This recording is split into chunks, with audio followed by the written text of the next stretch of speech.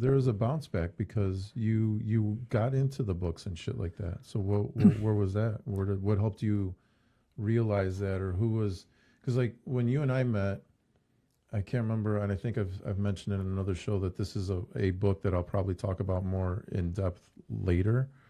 But when you and I met, one of the real estate investors that we both know was like, "Here, you got to read this book," and it was Rich Dad Poor Dad, and I was like, I went through that book in one night.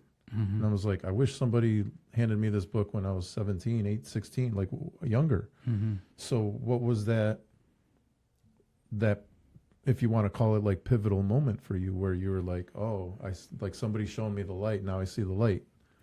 It was after the 2008 crash. Mm-hmm. So I lost all the real estate, lost all the money, and I was collecting rents to go spend it and go party.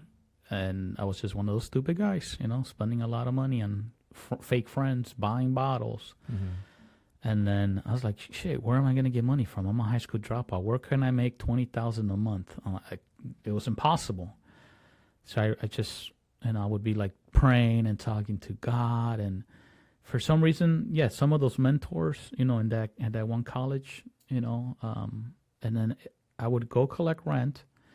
And I was like, all right, I'll go party, spend some money. But I'm like, let me save some money. And I would go spend like $300 in books, $500 in books. So I started accumulating a bunch of books.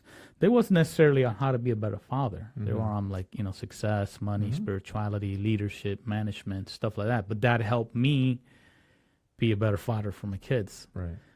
So the second son, I guess, got it better than the first son. The first son, I was just wild, partying, wasting money.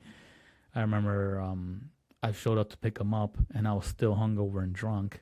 And I'm driving to my house on the highway, and I start puking because I was so drunk. And he's so scared, Dad, please, Dad. And he couldn't do nothing. Mm-hmm. So I don't know, I just grabbed something I had, and I was just puking because I couldn't pull over. He's just crying. And he remembered that. It's like, Dad, I remember that. I'm like, I'm so sorry. But it's like, what a piece of crap father I am. Right. So I guess doing all the bad stuff and then having a heart to say, man, that's messed up. But I did the best I could. Now that I'm 50, I would strongly, suggest and advise other people, to younger fathers, to not do all that bullshit stuff. Right.